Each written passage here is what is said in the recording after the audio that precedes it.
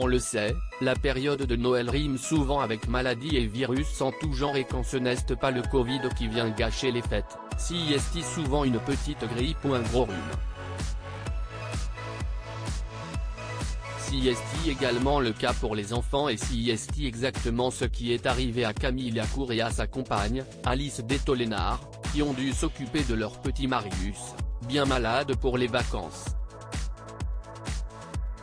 Heureusement, plus de peur que de mal pour le petit garçon de 1 an, qui fait le bonheur de ses parents, mais les derniers jours ont été marqués par pas mal d'angoisse pour la jeune maman, comme elle vient de le dévoiler sur son compte Instagram.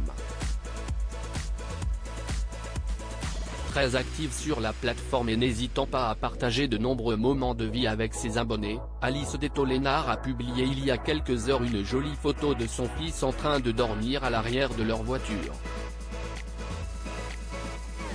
Elle l'accompagne d'un petit message pour donner des nouvelles sur sa santé après plusieurs jours d'inquiétude. Mon prince va mieux. Il remange. J'ai cru pleurer lorsqu'il a mangé sa purée après plusieurs jours sans rien avaler, écrit-elle sur le cliché. La photo est à retrouver dans le diaporama. Des moments très délicats pour les jeunes parents, surtout pendant la période des fêtes, mais tout semble être rentré dans l'ordre pour le beau petit brin. Il faut dire que les derniers mois ont été assez mouvementés pour le petit Marius, qui a totalement changé d'environnement à la rentrée de septembre. Après avoir grandi en région parisienne, il vient d'arriver du côté de Marseille avec ses parents, qui ont décidé de s'installer dans le sud pour élever leur enfant. Ce n'était pas facile de déménager pour le sud, mais on est tellement mieux. Paris avec des enfants, on ne pouvait plus le vivre.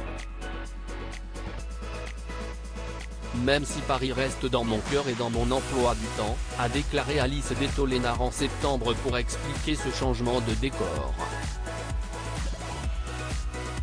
Tout semble bien aller donc depuis leur déménagement, et ce ne sont pas les petits problèmes de santé de Marius qui vont y changer quelque chose.